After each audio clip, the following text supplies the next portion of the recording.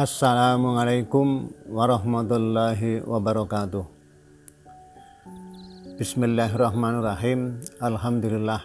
Nahmaduhu wa nasta'inuhu wa nastaghfiruh. Wa na'udzu billahi min syururi anfusina wa min sayyiati a'malina. May yahdihillahu fala mudilla lahu wa may yudlil fala hadiyalah. Asyhadu an la ilaha illallah wa asyhadu anna Muhammadan abduhu wa rasuluh. Allahumma sholli ala Muhammad wa ala alihi wa ashabihi wa man tabi'ahum bi ihsan ila yaumil qiyamah. Amma ba'du. Islam kalau dilihat dari sisi akar katanya itu adalah dari kata salima.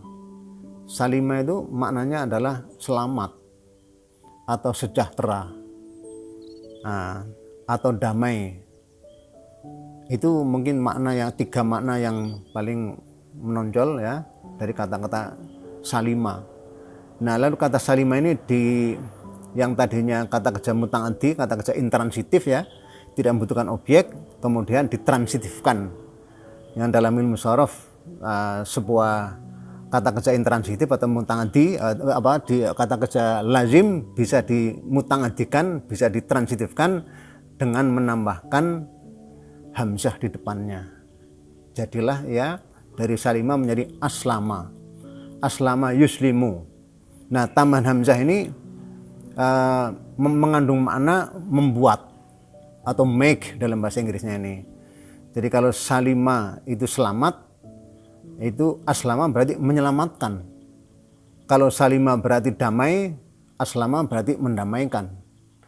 Kalau salima berarti sejahtera, berarti aslama berarti menyejahterakan. Nah, Islam itu adalah bentuk masdar. Ya, bentuk masdar atau dalam bahasa Inggris disebut verbal noun, kata benda yang berasal dari kata kerja, yang meskipun sebenarnya lebih luas ya, sebutan verbal noun itu lebih luas ini. Tapi dalam bahasa Arab istilah masdar ya, yang berarti sumber.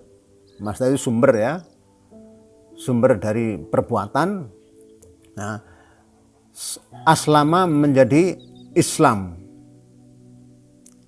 Oleh karena itu Islam itu sebenarnya aktivitas yang menyelamatkan, aktivitas yang menyejahterakan, aktivitas yang mendamaikan. Nah, itu sebenarnya makna asli daripada Islam ini. Jadi kalau orang itu tidak suka kepada Islam, bisa dikonfirmasi. Loh, yang diinginkan orang dalam hidup ini apa?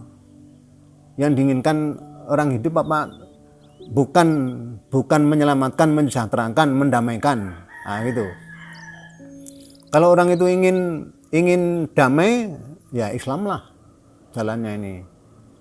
Kalau orang ingin sejahtera, Islam juga jalannya ini. Nah, orang ingin sejahtera, Islam juga ini nih. Jadi Islam sebenarnya merupakan ajaran yang dibawa oleh para nabi, para rasul, yang tujuannya adalah untuk menyelamatkan umatnya, ingin menyejahterakan umatnya, ingin mendamaikan umatnya ini.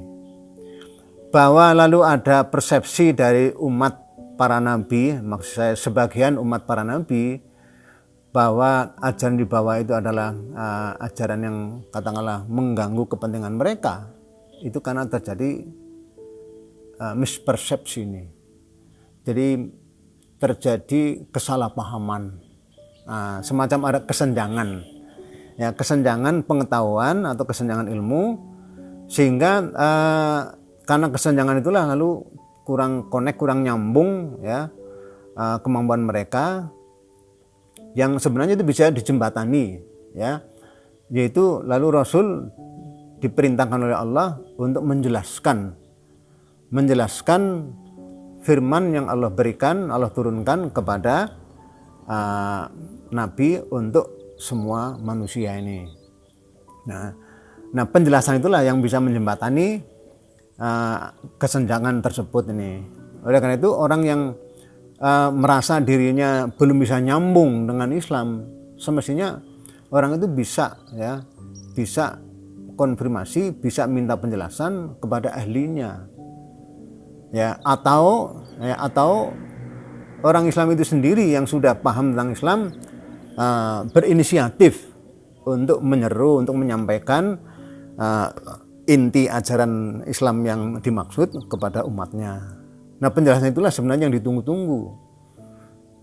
Hal seperti ini atau apa yang saya lakukan itu juga dalam rangka untuk menjelaskan apa itu agama yang dibawa oleh para nabi dan para rasul ini. Secara sederhana, agama yang dibawa oleh para nabi para rasul disederhanakan, diringkas ya, disebutkan dalam surat An-Nahl ayat 36 ini. A'udzubillahi minasyaitonir rajim. Bismillahirrahmanirrahim. Walaqad ba'atsna fi kulli ummatin rasulan an ya'budullaha wajtanibut taghut. Faminhum man hadallah wa minhum man haqqat 'alaihi dhalalah. Fasiru fil ardi fangduru kaifa kana aqibatul mukadzibin. Dalam bahasa kita ya. Dan sungguh telah kami utus atau kami bangkitkan pada tiap-tiap umat seorang rasul. Jadi dari tiap generasi itu ada umat ya, lalu di situ ada rasul ini. Yang menyerukan kepada umatnya, u'budullaha wastanibut taghut. Ya, sembahlah Allah saja dan jauhilah taghut. Taghut itu adalah makhluk yang dianggap sebagai Tuhan, itu namanya, atau makhluk yang dipertuhan, itu dijauhin ini. Karena apa? Tidak layak ya, makhluk dijadikan Tuhan atau dijadikan sembahan, tidak layak ini. Faminhum man hadallah wa minhum man haqqat 'alaihi dhalalah. Sebagian di antara manusia ada yang Allah beri petunjuk, karena orang itu memang memilih petunjuk, dan ada juga di antara mereka yang telah pasti atasnya kesesatan lantaran mereka memilih jalan kesesatan. Oleh karena itu kata Allah, berjalanlah di muka bumi, lalu telitilah, lalu perhatikanlah bagaimana akibat orang-orang yang mendustakan ajaran dibawa oleh para rasul tersebut ini. Dari sini jelas bahwa ajaran para nabi itu sama, yaitu u'budullaha wajtanibut taghut. Ini.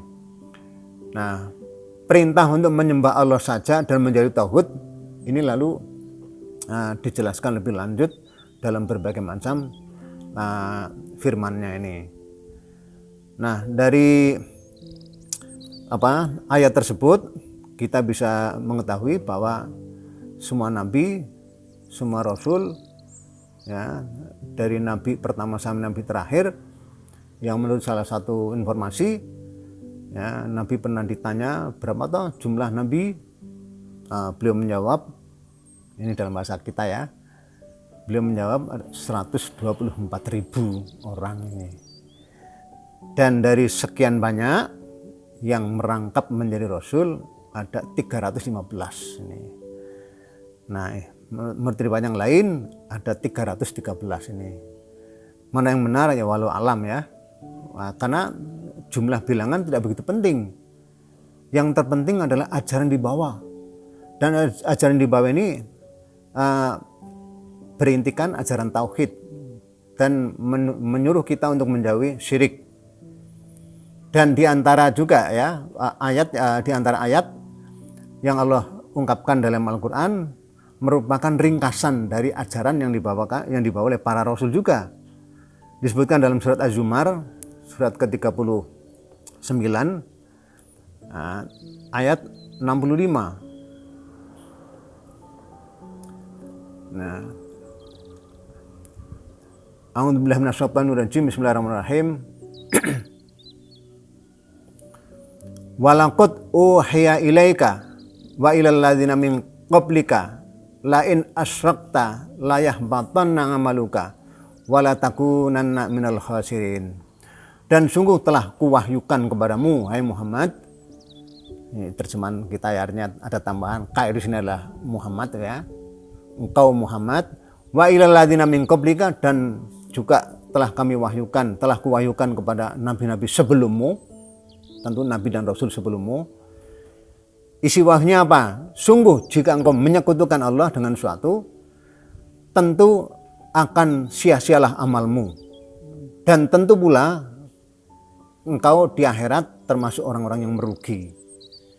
Jadi informasi bahwa jika orang menyekutukan Allah dengan sesuatu alias menyamakan Allah dengan makhluknya, itu membuat amalnya menjadi sia-sia. Ini ajaran semua nabi, semua rasul ini. Bisa dicek nanti dalam kitab-kitab yang lain ini.